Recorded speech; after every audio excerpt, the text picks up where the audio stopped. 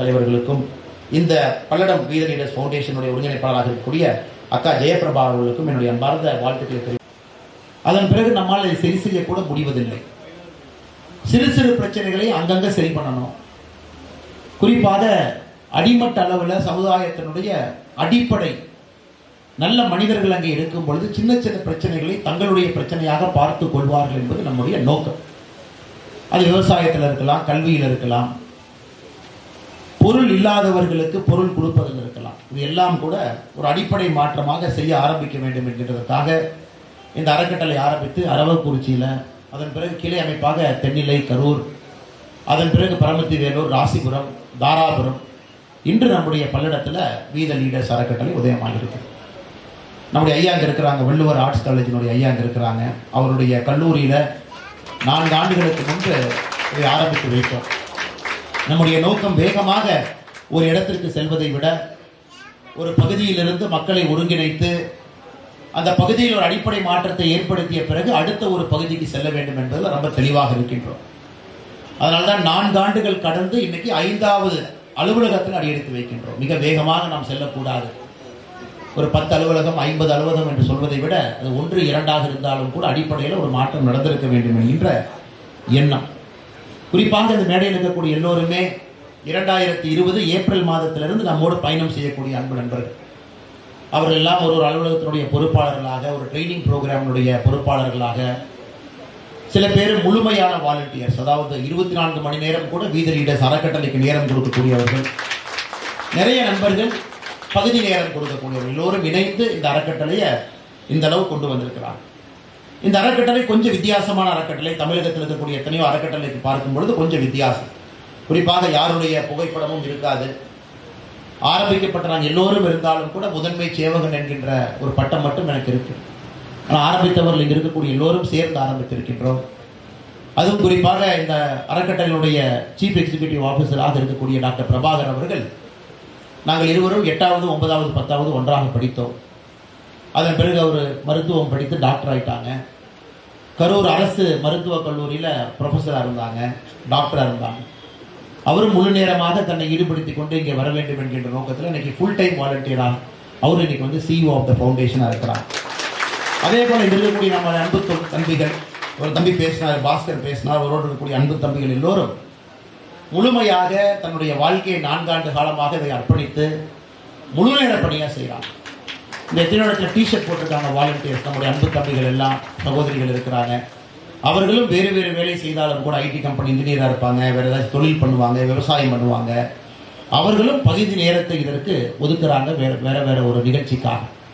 அவர்களுக்கும் இந்த நேரத்தில் நன்றி சொல்வது என்னுடைய கடமையாக நான் கருதுகின்றேன்.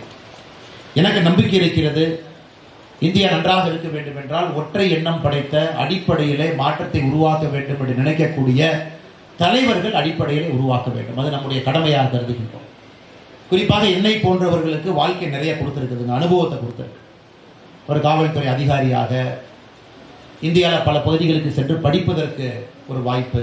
அடிக்கடி நான் வந்து போவது, அவர்கள் தலைவர்களாக வருவதற்கு அது தடையாக இருக்கும் என்கின்ற ஒரே ஒரு காரணத்திற்காக அலுவலக திறப்பு விழாவாக இருக்கட்டும், வருடாந்திர விழாவாக இருக்கட்டும், 2 விழாவிற்கு மட்டும் நான் இங்கே தலைமை ஒரு பொறுப்பாளராக, தலைமை சேவகனாக வருகின்றேன். மிச்ச நேரத்தில் அவர்கள் பொறுப்பெடுத்து இதை நடத்த வேண்டும் என்கின்ற ஒரு காரணத்தில் தான் வி த லீடர்ஸ் என்கின்ற பெயர் அந்த அறக்கட்டளைக்கு இருக்கு. நாம் எல்லோரும் தலைவர்கள் என்கின்ற பெயர் இருக்கு.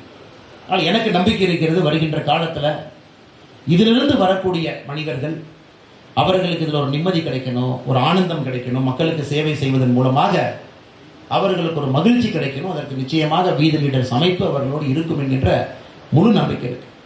அதே நேரத்தில் முழு நேர பணியாளராக இருக்கக்கூடிய எல்லோருக்கும் இந்த நேரத்தில் நன்றி தெரிவிப்பது என்னுடைய கடமை. காரணம், தன்னுடைய வாழ்க்கையை ஒரு இயக்கத்திற்காக அர்ப்பணித்து அந்த இயக்கத்தினுடைய ஆரம்பகால வளர்ச்சிக்காக தன்னை அர்ப்பணித்திருக்கக்கூடிய எல்லோருக்கும் நான் நன்றி தெரிவிக்கிறேன். கடந்த 4 ஆண்டுகளாக இதில் கொடுக்கக்கூடிய சம்பளம் குறைவு எல்லாம் கூட ரொம்ப சிக்கனமாக இந்த அறக்கட்டளை நடக்குது. ஒரு பெரிய ஒரு ஃபவுண்டேஷன் மாதிரி, ஒரு பெரிய ஒரு NGO மாதிரி இல்லாமல் ஒரு சிறிய அமைப்பாக அந்த பகுதியில் இயங்க வேண்டும் என்கிற நோக்கத்தில் இருக்கிறனால எல்லோரும் ஒரு பேக்கெட் எடுத்து வேறு வேலை செய்தாலும் கூட விட்டு இங்கே வந்து பணி செய்து கொண்டிருக்கின்றார். என்னை பொறுத்தவரை அவர்கள் தான் இன்னைக்கு ஹீரோவாக நான் பார்க்குறேன். அந்த வேலையை செய்யணும்னு நினைச்சிருக்கிறவங்க, தன்னை அர்ப்பணிக்கிறவங்க, பாஸ்கர் போன்றவங்க எல்லாம் செய்தி வாசிப்பாளராக தொலைக்காட்சியெல்லாம் பணியாற்றிவிட்டு 2020 ஏப்ரல் மாதத்திலிருந்து முழு நேரமாக அரவக்குறிச்சியில் மூட இருக்கிறாங்க. அது டாக்டர் பிரபா எல்லாம் மருத்துவராக எவ்வளவோ சம்பாதிச்சிருக்கலாம், எவ்வளவோ ஒரு தனியார் மருத்துவமனை பண்ணலாம், நிறைய சம்பாதிக்கலாம். அவருடைய தந்தையும் கூட இதே போல அந்த பகுதியில் ஒரு பெரிய ஒரு சமூக சேவை செய்யக்கூடிய ஒரு மனிதர். நாங்கள் இருவரும் நண்பர்களாக இருந்தாலும் ஒன்றாக படித்திருந்தாலும் கூட அதை தாண்டி தன்னுடைய பொறுப்பை எல்லாம் விட்டுவிட்டு அறக்கட்டளைக்கு முழுமையாக என்னை அர்ப்பணித்துக் கொள்கின்றேன் என்று வந்திருந்தால் அவர்களுக்கு எவ்வளவு பெரிய ஒரு மனம் இருக்க வேண்டும். அதற்காக அன்பு சகோதரர் டாக்டர் பிரபா அவர்களுக்கும் இந்த நேரத்தில் என்னுடைய நன்றிகளை நான் இந்த நேரத்தில் தெரிவித்துக் கொள்கின்றேன். ஆக வளரணும், அந்த சின்ன ஒரு செடியாக வளர்ந்து மரமாக வளர வேண்டும், பொறுமையாக வளர வேண்டும் என்பதுதான் நம்முடைய நோக்கம். அப்படி வளர்ந்து விட்டால் அது நிலைத்திருக்கும். 50 ஆண்டுகள் 100 ஆண்டுகள் நிலைத்திருக்கும். ஒரு பெரிய ஒரு சூறாவளி புயல் காற்று வந்தாலும் கூட அந்த மரம் சாயாது என்கின்ற ஒரே காரணம் ஆர்கானிக் வே ஆஃப் growth. அது நிச்சயமாக நடக்கும் என்கின்ற நம்பிக்கை. அதே போல நம்மோடு மேடையில் இருக்கக்கூடிய அன்பு தலைவர்கள் எல்லோரும் தன்னலன் பார்க்காது பொதுநலனுக்காக சேவை செய்யக்கூடிய 3 அற்புதமான மனிதர்களை மேடையின் மீது கொண்டு வந்திருக்கின்றார்கள். வனம் இந்தியா ஃபவுண்டேஷனுடைய செயலராக இருக்கக்கூடியவர்கள். வனம் இந்தியாவிற்கு அறிமுகமே தேவையில்லை. நம்ம பகுதியில் இருந்தாலும் கூட இன்னைக்கு கவர்னருடைய அலுவலகம், முதலமைச்சருடைய அலுவலகம், தமிழகம் முழுவதுமே வனம் ஃபவுண்டேஷனுடைய வேலையை ஆர்வமாக எல்லோரும் பார்த்து கொண்டிருக்கின்றார்கள். காரணம், ஒரு சக்சஸ்ஃபுல் ஃபார்முலா. எத்தனையோ பேர் பசுமையாக்க வேண்டும் என்று நினைத்திருந்தாலும் கூட வனம் ஃபவுண்டேஷனை பொறுத்தவரை ஒரு சக்சஸ்ஃபுல் ஃபார்முலாவாக அதை கொண்டு வந்திருக்கிறாங்க. எல்லோரும் சமுதாயத்தில் பெரிய மனிதர்கள், தங்களுக்கென்று நிறைய பொறுப்பு இருக்கு. அதையெல்லாம் விட்டு வனம் இந்தியா ஃபவுண்டேஷனுக்கு நிறைய நேரத்தை கொடுக்குறாங்க. பெரிய தொழிலதிபர்களாக இருந்தாலும் கூட நிறைய நேரத்தை கொடுக்குறாங்க. அதனால் வனம் இந்தியா ஃபவுண்டேஷன் சார்பாக எங்களோடு மேடையில் இருக்கக்கூடிய அண்ணன் சுந்தரராஜன் அவர்கள், ஸ்கை சுந்தரராஜன் அவர்கள் செயலராக இருப்பவர்களுக்கு எங்களுடைய அன்பு நன்றிகளை தெரிவித்துக் கொள்கின்றோம். அதே நேரத்தில் அந்த நீரா, நம்முடைய கொங்கு பகுதியினுடைய ஒரு அற்புதமான ஒரு விஷயத்தை கொண்டு வந்திருக்கிறாங்க. நீராவை பதப்படுத்தி அது குறிப்பாக கெட்டு போகாமல் அதை நீங்கள் எக்ஸ்போர்ட் வரை கொண்டு போகிறாங்க. இது வருகின்ற காலத்தில் ஒரு பெரிய ஒரு சமுதாய புரட்சி, விவசாய புரட்சி இந்த நீரா ஏற்படுத்தும். அதை கடுமையாக எல்லோரும் உழைத்துக் கொண்டிருக்கின்றார்கள். நாங்களும் அவர்களோடு இருக்கின்றோம் என்கின்ற நம்பிக்கையும் அளித்து, ஈகை அறக்கட்டளையினுடைய நிறுவன தலைவராக இருக்கக்கூடிய கார்த்திகேயன் அவர்கள் அறிமுகத்தை நாம் எல்லோருமே கேட்டோம். ஒரு பருக்கை சாப்பாடு இல்லாமல் யாரும் இருக்கக்கூடாது என்பதற்காக தன்னுடைய வாழ்க்கையை அர்ப்பணித்திருக்கிறாங்க. ஐயா அவர்களுக்கும் என்னுடைய அன்பான நன்றிகளை, வாழ்த்துக்களை தெரிவித்துக் கொள்வதோடு, இந்த we the leaders foundation Palladam இதனுடைய ஒருங்கிணைப்பாளராக இருக்கக்கூடிய அருமை அக்கா ஜெயபிரபா அவர்கள் இன்னைக்கு முழுமையாக உள்ள இறங்கி இருக்கிறாங்க. ஆனால் எல்லா இடத்திலும் நாங்கள் எதிர்பார்ப்பது இந்த ஃபவுண்டேஷனை ஒருத்தர் ஆங்கர் பண்ணணும். இந்த ஃபவுண்டேஷனை ஒருத்தர் ஆங்கர் பண்ணி அவங்ககிட்ட இந்த ஃபவுண்டேஷன் இருக்கும் பொழுது இது இன்னும் சிறப்பாக இருக்கும் என்பது எங்களுடைய ஆசை. இதுவரைக்கும் அது ராசிபுரமாக இருக்கலாம், அது பரமத்தி வேலூராக இருக்கலாம், அது தாராபுரமாக இருக்கலாம். யார் லோக்கலில் ஆங்கர் பண்ணி வைக்கிறாங்களோ அங்கேயெல்லாம் இந்த ஃபவுண்டேஷன் மக்களுக்கு நிறைய நல்லது செஞ்சிருக்கிறாங்க. அதனால் இங்கே உங்கள் மூலமாக, நம்முடைய தன்னார்வ குழு மூலமாக நிறைய நல்லது நடக்கும் என்பது என்னுடைய அன்பான ஒரு எண்ணம். அது நிச்சயமாக நடக்கும் என்கின்ற நம்பிக்கையும் எனக்கு இருக்குது. அடுத்து இதனுடைய இணை பொறுப்பாளர்கள், டெப்டி கோஆர்டினேட்டர்ஸ்லாம் இருக்கிறாங்க. அவர்களுக்கும் இந்த நேரத்தில் அக்காக்களுக்கும் என்னுடைய நன்றி கலந்த வாழ்த்துக்களை, வணக்கங்களை நான் இந்த நேரத்தில் தெரிவித்துக் கொள்கின்றேன். நம்முடைய இன்வைட்டட் கெஸ்ட் எல்லாருமே தமிழகத்தினுடைய வேறு பகுதியிலிருந்து வந்திருக்கிறாங்க. அவர்களும் கூட நேற்று ஒரு சாஃப்ட் லான்ச் நல்ல நாளாக பார்த்து பௌர்ணமி அன்னைக்கு ஒரு சாஃப்ட் லான்ச் பண்ணாங்க. அதுக்கும் வந்திருக்கிறீங்க. இன்னைக்கு பப்ளிக் லான்ச், இதற்கும் நம்முடைய பத்திரிகை நண்பர்கள் வந்திருக்கிறாங்க. அவரோடு வந்திருக்கக்கூடிய எல்லா நம்முடைய அன்பு விருந்தினர்கள் எல்லோருக்கும் இந்த நேரத்தில் நன்றி கலந்த வாழ்த்துக்களை, வணக்கங்களை தெரிவித்துக் கொள்கின்றோம். ஒரு 2 விஷயத்தை மட்டும் அடிப்படையாக ஒரு 5 நிமிடத்திலே பேசி முடிக்க வேண்டும் என்பது என்னுடைய ஆசை. இன்னைக்கு தமிழகத்தினுடைய மிகப்பெரிய பிரச்சனை என்ன? இன்னைக்கு தமிழகத்தினுடைய மிகப்பெரிய பிரச்சனை பார்த்தீங்கன்னா, அது இன்னைக்கு இருக்கிற பிரச்சனை இல்லைங்க. 20 ஆண்டுகள் கழித்து தெரியக்கூடிய பிரச்சனை தான் இன்னைக்கு இருக்கக்கூடிய பிரச்சனை. அரசியல் கட்சிகளாக, மனிதர்களாக நாம் செய்யக்கூடிய தவறு இன்னைக்கு பிரச்சனை அட்ரஸ் பண்ண போவோம். ஆனால் இன்னைக்கு இருக்கக்கூடிய பிரச்சனை பார்த்தீங்கன்னா ஆல்ரெடி பெரிய பிரச்சனை ஆயிடுச்சு. அதை கவர்மெண்ட் லெவலில் மட்டும்தான் சால்வ் பண்ண முடியுங்க. ஒரு பிரச்சனை பெரிய பிரச்சனையான பிறகு ஒரு சாதாரண மனிதர்கள் ரொம்ப கடுமையாக முயற்சி பண்ணணும். ஆனால் இன்னைக்கு இருக்கக்கூடிய பிரச்சனை இன்னும் 20 ஆண்டுகள் கழித்து பெரிய பிரச்சனையாக இது வரும் என்பதை இன்னைக்கு பிரச்சனையாக கேட்டீங்கன்னா, தண்ணீர், விவசாய மேம்பாடு, நீர் மேலாண்மை, இந்த 3ம் தான் இன்னைக்கு தமிழகத்தினுடைய பிரச்சனையாக நான் சொல்வேன். ஆனால் இன்னைக்கு அது மேனிஃபெஸ்ட் ஆகல, வெளியே தெரியல. 20 ஆண்டுகள் கழித்து தமிழகத்தில் எல்லோரும் தினமும் காலையிலிருந்து இரவு வரை 10 முறையாவது தண்ணீரை பற்றி, நீர் மேலாண்மையை பற்றி, விவசாயத்தை பற்றி நம்ம பேச போறோம். அது இன்னையிலிருந்து நம்முடைய வீதி லீடர்ஸ் அமைப்பு களத்தில் இறங்கி அதை அட்ரஸ் பண்ணணும் அப்படிங்கிறது என்னுடைய அன்பான வேண்டுகோள். அதை நம்ம செய்யணும். எதற்காக இதை சொல்றேன் அப்படின்னாங்க, 3 காரணங்களுக்காக இதை சொல்றேன். கர்ம வீரர் காமராஜர் ஐயா 1964 தன்னுடைய முதலமைச்சர் பொறுப்பை துறக்கும் பொழுது தமிழகம் எப்படி இருந்துச்சு நமக்கு தெரியுங்க. இன்னைக்கு 2024 60 ஆண்டுகள் கழிச்சு பார்த்தீங்கன்னா காமராஜர் ஐயாவுடைய காலத்திற்கும் இன்னைக்கும் 24 லட்சம் ஹெக்டர் விவசாய நிலப்பரப்பு குறைந்திருக்கிறது. அதாவது காமராஜர் ஐயா காலத்தில் இவ்வளவு இருந்துச்சுனாங்க, எனக்கு 24 லட்சம் ஹெக்டர் நிலப்பரப்பு குறைஞ்சிருக்கு. 60 லட்சம் ஹெக்டர் இருந்தது, இன்னைக்கு வந்து 46 லட்சம் ஹெக்டர் இருக்கு. அப்ப 24 லட்சம் ஹெக்டர் நிலப்பரப்பு குறைஞ்சிருக்கு. ஆனா மக்கள் தொகை கிட்டத்தட்ட டபுள் ட்ரிபிள் ஆயிருக்கு. 8.5 கோடி மக்கள் இருக்கலாம். இது முதல் பிரச்சனை. தமிழகத்தில் நம்மால் விவசாயம் செய்யக்கூடிய நிலப்பரப்பை அதிகரிக்க முடியவில்லை, குறைய ஆரம்பிச்சிருக்கு. இரண்டாவது பிரச்சனை பார்த்தீங்கன்னா, தமிழகத்தில் நமக்குள்ள உற்பத்தி ஆகக்கூடிய தண்ணீர் எங்கேயும் கிடையாது. எல்லா தண்ணியும் வெளி மாநிலத்திலிருந்து வருது. முல்லை பெரியார் பார்த்தீங்கன்னா அந்த பக்கம் மதுரை சைடு போயிடும். காவேரி தாய் கர்நாடகாவில் உற்பத்தி ஆகி வரும்பொழுது பெரும் பகுதி அவங்க போறாங்க. கிருஷ்ணா தண்ணி வரும்பொழுது சென்னை பக்கத்தில் கிருஷ்ணா உள்ள வர்றாங்க. இன்னைக்கு தமிழகத்தில் நமக்குள்ள உற்பத்தி ஆகக்கூடிய பெரிய நதிகள், அந்த நதி வந்து ஒரு 8 டிஎம்சி 10 டிஎம்சி 15 டிஎம்சி கொடுக்கக்கூடிய நதி நம்மகிட்ட ஒன்று கூட கிடையாது. ஸோ பெனின்சுலர் ரிவர்ஸ் நம்மகிட்ட கிடையாது. இன்னைக்கு நீங்க தாமிரபரணி எடுத்துக்கிட்டா கூட ஒருங்கிணைந்து பழைய திருநெல்வேலி மாவட்டத்தில் உற்பத்தியாகி ஒருங்கிணைந்த பழைய திருநெல்வேலி மாவட்டத்தில் முடியக்கூடிய ஒரு நதி தாமிரபரணி. நம்முடைய கொங்கு மண்டலத்தினுடைய பல ஆண்டு காலம் ஜீவ நதியாக இருந்த நம்முடைய நதியை நீங்க எடுத்துக்கிட்டீங்கன்னா கூட அதை பற்றி நம்ம எல்லாரும் பேசணும். இன்னைக்கு அந்த தண்ணீர் அப்படிங்கிறதே காணாம போகுது. வருடத்திற்கு 1 மாதம் மட்டும்தான் வரும் அளவுக்கு கொங்கு மண்டலத்தினுடைய ஜீவ நதிகள் இருக்கு. கிளை நதிகளை பத்தி நீங்க பேசவே வேண்டாம், அந்த கிளை நதிகள்ங்கிறதே கிடையாது. இப்படி இருக்கும் பொழுது 20 ஆண்டுகள் கழித்து என்ன ஆகும் நீங்க ஒரு நிமிஷம் நினைச்சுப்பாங்க. இன்னைக்கு இருக்கக்கூடிய நிலைமை 24 லட்சம் லிட்டர் நிலப்பரப்பு குறைஞ்சிருக்கு. நமக்குள்ள உற்பத்தி ஆகக்கூடிய தண்ணீர் இல்லை. அப்படி இருக்கும் பொழுது 20 ஆண்டுகள் கழித்து என்ன நடக்கும் என்பதை நித்தி ஆயோக் ஒரு அறிக்கையாக கொடுத்திருக்கிறாங்க. இன்னைக்கு சராசரியாக ஒரு மனிதன் ஒரு வருடத்திற்கு தண்ணீர் எவ்வளவு தண்ணீர் இருந்தால் கம்ஃபர்டபுளா இருப்பான்னு கேட்டீங்கன்னா 1500 மீட்டர் கியூப் தண்ணீர் இருக்கும். 1500 மீட்டர் கியூப். ஒரு பெரிய 1000 மீட்டர் டெப்த் 1000 மீட்டர் ஒரு பெரிய ஒரு குளம் வெட்டிடுங்க. அதுக்குள்ள நீங்க நப்புற தண்ணி ஒரு வருஷத்துக்கு உங்களுக்கு தேவையான தண்ணியா இருக்கும். 1000 metre depth 1000 metre 1000 metre cube. இது தாடாத்தியா நம்ம இருக்கலாம். ரொம்ப ஒரு மாதிரி பஞ்சத்துல கஷ்டப்பட்டு இருந்தீங்கன்னா குறைந்தபட்சம் 500 மீட்டர் கியூப் வேணும். 500. அதாவது நீங்க குடிக்கிற தண்ணியா இருக்கலாம், பயன்படுத்தக்கூடிய தண்ணியா இருக்கலாம், உங்களுக்கு உற்பத்தி ஆகக்கூடிய விவசாய பொருள் உருவாகக்கூடிய தண்ணியா இருக்கலாம். எனக்கு 2025 நித்தி ஆயோக் சொல்றாங்க, இந்தியாவில் எந்த பகுதி ரெட் டாட் 500 மீட்டர் கியூப் விட குறைவா தண்ணி எங்க இருக்குன்னு பாத்தீங்கன்னா தமிழ்நாடு, ஆந்திரா இருக்கு. 2047 இந்த ரெட் டாட் இந்தியாவில் எப்படி இருக்குன்னு ஒரு ஆய்வறிக்கை கொடுத்திருக்கிறாங்க. தமிழகத்தில் கோயம்புத்தூர் தேனி மாவட்டத்தை தவிர எல்லா மாவட்டமும் ரெட் டாட்ல இருக்கும். கோயம்புத்தூர் தேனியை தவிர அனைத்து மாவட்டமும் ரெட் டாட்ல இருக்கும். அதாவது 500 மீட்டர் கியூபை விட குறைவாக தண்ணீர் இருக்கும். அதனால் நான் சொல்வதே ஒரு சிந்தனையாக ஒரு நிமிஷம் நீங்க யோசிச்சு பாருங்க. நம்முடைய வருங்கால தலைமுறைக்கு நாம் என்ன கொடுக்க போறோம்னு கேட்டீங்கன்னா, தண்ணீரை நாம் முறைப்படுத்த வேண்டிய அவசியம் நமக்கு இருக்கு. அதுக்கு மரம் வைக்கிறோம், அதற்கு மரம் நடுறோம், வாட்டர் ரீட்டைன் பண்ணணும், வாட்டர் டேபிளை உயர்த்தணும். ஏன்னா எல்லா தண்ணீரையும் நம்மளால சேமிக்க முடியாது. ஆனா வருகின்ற தண்ணீரை இப்ப ஆத்துல எப்படி தொடர்ந்து தண்ணி வருது பாருங்க. ஒரு அருகம்புல் மழை வந்த பிறகு தண்ணீரை உறிஞ்சி வச்சுக்கணும். காவேரியினுடைய மேல் பகுதிக்கு போனீங்கன்னா அந்த புல்லு வந்து 90 நாள் தண்ணியை வெளியிட்டுக்கிட்டே இருக்குங்க. 90 days ஒரு புல்லுல இருந்து தண்ணி வெளியே வரும், டிராப்பா, மைக்ரோ டிராப்.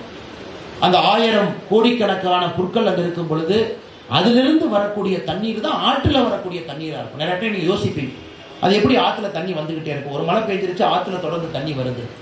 அங்க இருக்கக்கூடிய ஒரு புல் ஒருக்கா மழை தண்ணீரை சேமித்து வைத்தால் 90 நாட்கள் அந்த புல்லு வந்து தண்ணியை கொஞ்சம் கொஞ்சமா மைக்ரோ டிராப்பா ரிலீஸ் பண்ணுது. அது ஆறாக பெருக்கெடுத்து ஓடுது. அப்ப நீங்க ஆறு வர்ற பகுதியிலேயே பச்சை கிடையாது, ஆறு வரக்கூடிய பகுதியில மரம் கிடையாது, ஆறு வரக்கூடிய பகுதியில புள்ளையெல்லாம் எடுத்தாச்சு. அப்படி இருக்கும் பொழுது தண்ணீரை ரீட்டைன் பண்ணக்கூடிய கெப்பாசிட்டி. அதனால்தான் இன்னைக்கு வனம் இந்தியா ஃபவுண்டேஷன் போன்றவர்கள் இதுல இறங்கி இருக்கிறாங்க. அதனால் இன்று இந்த அறக்கட்டளை ஆரம்பிக்கக்கூடிய நேரத்தில் பல்லடத்தில் 250 மரத்தோடு நாம் ஆரம்பிக்கின்றோம். இது வாட்டர் ரீட்டைனிங் கெப்பாசிட்டி. வீட்டை சுத்தி உங்களுடைய விவசாய நிலத்தினுடைய ஏரி பரப்பாக இருக்கட்டும், எங்க இருந்தாலும் நாட்டு மரங்கள், குறிப்பாக பனைமரம். பனைமரத்தில் ஒரு 10 பனங்கொட்டை போட்டீங்கன்னா ஒரு 1-2 முளைப்பதற்கான வாய்ப்பு இருக்கு. 20%. ஓகே, இப்போ ஐயா என்ன சொல்றாங்க, ரிசர்ச்ல 100% சர்வைவலுக்கு போயிருக்கு. அதை நீங்க கொஞ்சம் தயவு செஞ்சு களத்தில் இறங்கி மரத்தை நடுங்க, வாட்டர் டேபிளை உயர்த்த பாருங்க. நம்ம கிட்ட தண்ணி இல்லாத ஒரு மாநிலமாக மாறி இருக்கின்றோம். எல்லாம் கூட அரசியலாக மாற ஆரம்பித்திருக்கிறது.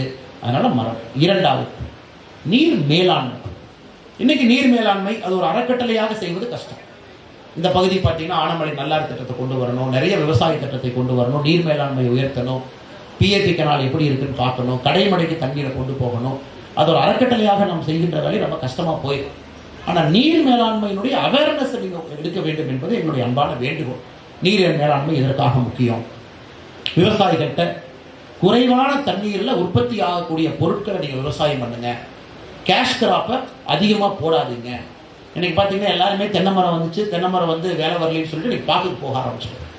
பாக்கு இதே மாதிரி 20 வருஷம் ஃபேஷனில் போகும். அப்புறம் நிலத்தடி நீர் 1000 அடிக்கு போனே பார்க்க விட்டுட்டு அடுத்துக்கு போகும். எப்போ நம்முடைய தமிழகத்தினுடைய விவசாயம் பணப்பயிராக மாற ஆரம்பிக்குதோ பிரச்சனை வர ஆரம்பிச்சிருச்சு. ஸோ இதில் நம்ம விவசாய பெருமக்கள்கிட்ட குறிப்பாக மரம், அதில் வரக்கூடிய பழங்கள், இன்னைக்கு வந்து பழங்களை பற்றி பெரிய ஒரு மகத்துவம் இல்லாமல் இருக்கு. எக்ஸ்போர்ட் ஆஃப் ஃப்ரூட்ஸ் இந்தியா போன ஆண்டு பார்த்தீங்கன்னா கிட்டத்தட்ட $1 பில்லியன் நம்ம ஃப்ரூட்ஸ் எக்ஸ்போர்ட் கொண்டு வந்திருக்கோம். $700 மில்லியன். அதில் 50% இஸ்லாமிய வளைகுடா நாடுகளுக்கு பழம் அனுப்பிச்சிருக்கோம் இங்கிருந்து. அது மாம்பழமாக இருக்கட்டும். ஏன்னா அங்கே வந்து பார்த்தீங்கன்னா பழங்கள் உற்பத்தி செய்ய முடியாது. உதாரணத்துக்கு யாராச்சும் வளைகுடா நாடுகளுக்கு போனீங்கன்னா, துபாய் எல்லாம் போனீங்கன்னா உங்களுக்கு தெரியும், அது ஈராக்லேருந்து வெஜிடபிள் வரும் உங்களுக்கு. ஒன்றொன்றும் கூட ஏதாச்சும் ஒரு நாட்டிலேருந்து அவங்களுக்கு வரும். தக்காளி எல்லாம் ஈராக்லேருந்து வருது, ஜார்டன்லேருந்து வருது. இன்னைக்கு பார்த்தீங்கன்னா துபாய் போன்ற நாடுகள் வெர்டிக்கல் ஃபார்மிங்குள்ள போக ஆரம்பிக்கிறாங்க. ஸோ இந்தியாவுக்கு பெரிய பொட்டன்ஷியல். நாம் இங்கே உற்பத்தி செய்யக்கூடிய பழங்களை சரியான முறையில் செய்யும் பொழுது நிறைய நாடுகளுக்கு ஏற்றுமதியில் நம்ம வந்து ஒரு பெரிய பணத்தை சம்பாதிக்க முடியும். அது நாவல் பழத்திலிருந்து ஆரம்பித்து எல்லாருக்கும் வேணும். இதை ஒரு அவேர்னஸ் உருவாகும். இதை நோக்கி போங்க. அடுத்து ஆர்கானிக் ஃபார்மிங். ஆர்கானிக் ஃபார்மிங்க்கு எப்படி சர்டிஃபிகேட் வாங்குறது? ஸோ நீர் மேலாண்மையினுடைய மகத்துவத்தை நீங்கள் எடுத்து செல்ல வேண்டும் என்பது என்னுடைய அன்பான வேண்டுகோள். மூன்றாவது, தண்ணீரை பற்றி பேசிட்டோம், தனி மனிதனாக எப்படி சேமிக்க வேண்டும். அடுத்து நம்ம நீர் மேலாண்மையை பேசிட்டோம், விவசாயம் செய்வதற்கு நீர் எப்படி காப்பாற்றுறது. மூன்றாவது, என்னை பொறுத்தவரை மிக மிக முக்கியமானது, ஒரு தனி மனிதன், ஒரு சின்ன குழந்தை, தனி மனிதன் சமுதாயத்தில் யாராக இருந்தாலும் கூட அவங்கள இந்த ப்ராஜெக்டுக்கு அம்பாசிடரா மாற்றணும். ஏன்னா everybody should be an ambassador. ஒரு வனம் இந்தியா ஃபவுண்டேஷன் இருக்கிறாங்க, சிறுதொழில் இருக்கிறாங்க, இவங்கெல்லாம் செய்கிறாங்க. அப்படிங்கிறத தாண்டி அம்பாசிடரா நாம மாறணும். வனம் பார்த்துக்குவாங்க, இவங்க பார்த்துக்குவாங்க, வனத்துக்குள் திருப்பூர் பார்த்துக்குவாங்க, இந்த பகுதியில் இருக்கக்கூடிய சிறுதுளி பார்த்துக்குவாங்க என்று சொல்வதை விட உங்க குழந்தைய பெருமையா ஒரு அம்பாசிடரா மாத்துங்க. ட்ரீ அம்பாசிடரா மாத்துங்க. உங்க குழந்தை ஒரு மரத்தினுடைய பாதுகாவலராக குழந்தையை மாத்துங்க. ஸோ அந்த குழந்தையினுடைய பிறந்த நாள், அந்த குழந்தையினுடைய முக்கியமான நாட்கள் எல்லாம் ஒரு அம்பாசிடரா அவேர்னஸ் கிரியேட் பண்ணட்டும், பொதுமக்களோடு வேலை பார்க்கட்டும், அறக்கட்டளையோடு இணையட்டும், அவங்கெல்லாம் சேர்ந்து ஒரு மார்ச் எடுக்கட்டும், அவங்க பள்ளிக்கூடத்துக்குள்ள அந்த மாற்றத்தை கொடுக்கட்டும். ஸோ மூன்றாவது முக்கியமானது, நீங்க அம்பாசிடர்ஸா உருவாகணும் என்பது எங்களுடைய அன்பான வேண்டுகோள். இந்த மூன்றையும் நீங்க செய்ய வேண்டும். இன்னைக்கு இருக்கக்கூடிய முதல் பிரச்சனை, நான் ஏற்கனவே சொன்னது போல 2 பிரச்சனை பேசுறோம் அப்படின்னு சொல்லிடுறேன். இரண்டாவது பிரச்சனை, நமக்குள்ள பாத்தீங்கன்னா இன்னைக்கு வேற்றுமைக்குள் ஒற்றுமைன்னு இருந்த காலம் போய் வேற்றுமைகள் அதிகமாகும். அரசியல் கட்சிகள் எல்லாமே இன்னைக்கு பாத்தீங்கன்னா பேச்சுக்கள் எல்லாம் கிட்டத்தட்ட கத்தி சண்டை எடுத்து போற மாதிரி தான் இருக்கு. ஒரு பக்கம் அரசியல் கட்சிகள் வலிமையாக சண்டை போட ஆரம்பித்து விட்டார்கள். ஏன்னா எல்லாமே ஐடியாலஜிக்கல் பேட்டில் ஆரம்பிச்சிருச்சு. ஜாதி மதம் இதெல்லாம் ஒரு பக்கம் சண்டை. வேற்றுமைகள் அதிகமாகவும் ஒற்றுமை குறைவாக இருக்கு. இது நேற்று யாரோ ஒருத்தர் கூட சொன்னாங்க, இன்னும் 30 ஆண்டு 40 ஆண்டு கழிச்சு இந்தியாவில் சிவில் வார் வரும்னு யாரோ சொல்லி ஒரு பெரிய பிரச்சனை ஆச்சு. எப்படி நம்ம நாட்டில் அப்படி சொல்லலாம் அப்படின்னு. இன்னைக்கு இந்த அறக்கட்டளை செய்ய வேண்டிய வேலை, வேற்றுமைக்குள்ள ஒரு ஒற்றுமை நாம் ஏற்படுத்தி கொண்டு வர வேண்டும். அது நம்முடைய கையில் இருக்கு. எல்லோரையும் ஒருங்கிணைப்பதற்கு இதை பயன்படுத்த வேண்டும். மாற்று சித்தாந்தங்கள் இருக்கட்டும், வேறு வேறு மதத்தில் இருக்கட்டும், வேறு வேறு ஜாதிகளாக இருக்கட்டும், அவர்கள் எல்லாம் ஒரு காமன் பாயிண்ட்டுக்கு நம்ம கொண்டு வரோம். ஒரு நல்ல விஷயத்தை செய்யும் பொழுது எல்லாரும் காமன் பாயிண்ட்டுக்கு வருவாங்க. 20 ஆண்டுகள் கழித்து இந்த இன்னைக்கு இருக்கக்கூடிய கேப் இன்னும் பெருசாகாம பார்த்துக்க வேண்டியது நம்முடைய கடமை. நம்ம குழந்தைகள், நம்முடைய பேர குழந்தைகள் வரும் பொழுது இன்னைக்கு இருக்கக்கூடிய பிரச்சனை இன்னும் 10 மடங்கு ஆக்கி வைத்து போயிட்டு இருந்தா நாம் எதுக்கு வாழ்றோம் அப்படிங்கிற கேள்வியை வந்துடும். அதனால் இரண்டாவது பிரச்சனை, முக்கியமான பிரச்சனை இன்னைக்கு தெரியாதுங்க. இன்னும் 20 ஆண்டுகள் கழித்து நம்ம நாட்டில் ஒரு முக்கியமான பிரச்சனையாக இருப்பது, சண்டை அதிகமாக போட ஆரம்பித்து விட்டோம். மாநிலங்கள் சண்டை, அரசியல் கட்சிகளுக்குள்ள சண்டை, ஜாதிக்குள்ள சண்டை, மதத்துக்குள்ள சண்டை. அதையெல்லாம் ஒன்றாக கொண்டு வருவதற்கு இந்த அறக்கட்டளையை பயன்படுத்துங்க. நிறைய விழாக்களை, பண்டிகைகளை கொண்டாடுங்க. மக்களை எல்லாம் கொண்டு வாங்க. காவல்துறை, குறிப்பாக நம்முடைய ஃபயர் சர்வீஸ்மென், அவர்களுக்கெல்லாம் மரியாதை செய்யுங்க. அவர்களுக்கு ஒரு விழா எடுங்க. டீச்சர்ஸ், நல்ல டீச்சர்ஸ், அவங்கள ஹானர் பண்ணுங்க. சமுதாயத்தில் அடிமட்டத்தில் வேலை செய்யக்கூடியவங்க, ஆனால் எந்த பிரதிபலனும் இல்லாதவர்களை இந்த ஃபவுண்டேஷன் மூலமாக ஊக்குவீங்க. அவர்கள் மேலே ஒரு நம்பிக்கை, ஒரு மரியாதை நம்முடைய மக்களுக்கு வரும். எப்போ ஒரு சமுதாயத்திற்கு கான்ஸ்டபிளின் மீது ஒரு நம்பிக்கை வருதோ அந்த சமுதாயம் முன்னேற ஆரம்பிச்சிருச்சுன்னு அர்த்தம். இதுக்காக நான் திரும்ப சொல்றாங்க, நான் ஒரு முன்னாள் போலீஸ்காரன் என்பதற்காக நான் சொல்லி, இன்னைக்கு உலகத்தில் எங்கே போனாலும் ஒரு போலீஸ் கான்ஸ்டபிளுக்கு அடிப்படை மரியாதை இருக்கும். லண்டன் போனீங்கன்னா பாபின்னு சொல்லுவாங்க. அந்த கான்ஸ்டபிளுடைய பேர் வந்து Bobby. Bobby is a friendly name. அங்கே யாரும் போலீஸே சொல்ல மாட்டாங்க, பாபி. இத்தனை ஆண்டு காலமாக லண்டன் போலீஸ் கையில துப்பாக்கி கூட கிடையாதுங்க. இப்பதான் துப்பாக்கி கொடுப்பதாக பேசிக்கிறாங்க. இவ்வளவு சண்டை நடக்குது, லண்டன்ல ரயட் நடக்குது, யூகேல துப்பாக்கி கொடுக்கலாம். அங்க போய் ஒரு போலீஸ் கான்ஸ்டபிள்கிட்ட போய் கேட்டீங்கன்னா அவங்களே இடத்த மட்டும் சொல்வதில்லை, முடிஞ்ச கூட நடந்து வருவாங்க. லெஃப்ட்ல போங்க, ரைட்ல போங்க.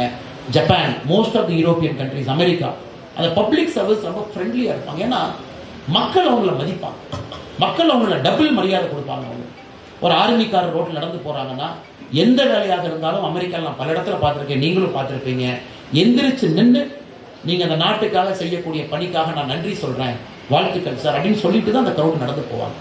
அதே போல ஒரு யூனிஃபார்ம்ல ஒருத்தவங்க வந்தாங்கன்னா விமானத்துல எல்லாமே எந்திரிப்பாங்க. யூஎஸ்ல நான் பார்த்திருக்கேன், people all stand up and clap. எல்லாரும் அந்த விமானத்துல இருந்து கை தட்டுவாங்க. ஒரு ஆர்ம்டு ஃபோர்ஸஸோ ஒரு யூனிஃபார்ம்ல ஒருத்தர் இடத்துக்கு வர்றாங்கன்னா பீப்புள் கிளாப். அது சமுதாயம் நமக்காக பணி செய்யக்கூடியவர்களுக்கு கொடுக்கக்கூடிய ஒரு மரியாதை. இதிலிருந்து ஆரம்பித்து அடிப்படையில் டீச்சர் இவங்க எல்லாருக்குமே நம்ம மரியாதை கொடுக்க ஆரம்பிக்கிறோம். இன்னைக்கு மரியாதை குறைவாக கொடுக்க ஆரம்பிக்கின்றோம். அதனுடைய வெளிப்பாடு தான் பார்த்தீங்கன்னா இந்த பப்ளிக் சர்வீஸோட இன்எஃபிஷியன்சி அதிகமாகுது. அதையும் இது அரசு செய்ய முடியாதுங்க, அரசியல் கட்சிகள் செய்ய முடியாது. ஒரு அறக்கட்டளையாக இந்த குணத்தை நம்முடைய குழந்தைகிட்ட ஊக்குவிக்கணும். ஒரு ஆர்மி டே, ஒரு போலீஸ் டே, ஒரு தாசில்தார் டே, அடிப்படை அவங்களுக்கான ஒரு நாள். நீங்களாம் போய் போலீஸ் ஸ்டேஷன்ல போய் பாருங்க, ஒரு ஃபயர் சர்வீஸ் போய் பாருங்க, ஒரு டீச்சர் என்ன கஷ்டப்படுறாங்கன்னு பாருங்க. அடிப்படையில் இதை நம்ம ஊக்குவிக்கும் பொழுது அந்த குழந்தை நல்ல ஒரு சமுதாய தலைவராக வரும் பொழுது வேற்றுமைக்குள்ள ஒற்றுமை ஆட்டோமேட்டிக்கா வந்துடும். அதையும் இரண்டாவதாக நீங்கள் எடுத்து செய்ய வேண்டும் என்கிற அன்பான வேண்டுகோளை வைத்து இங்கே வந்திருக்கக்கூடிய எல்லா அன்பு தலைவர்களுக்கும் இந்த நேரத்தில் என்னுடைய அன்பார்ந்த வாழ்த்துக்களை தெரிவித்து, வருகின்ற காலத்தில் இன்னும் நிறைய அலுவலகங்கள் திறக்க வேண்டும், நிறைய மனிதர்களை உள்ளே கொண்டு வர வேண்டும், நல்ல ஒரு சமுதாய மாற்றத்திற்காக நாம் பாடுபட வேண்டும். அதையெல்லாம் நீங்கள் செவனே செய்ய வேண்டும் என்றும் அன்போடு உங்களுக்கு வலியுறுத்தி வாய்ப்பு கொடுத்த இந்த அறக்கட்டளையினுடைய CEO அன்பு சகோதரர் டாக்டர் பிரபா அவர்களுக்கும் இருக்கக்கூடிய எல்லா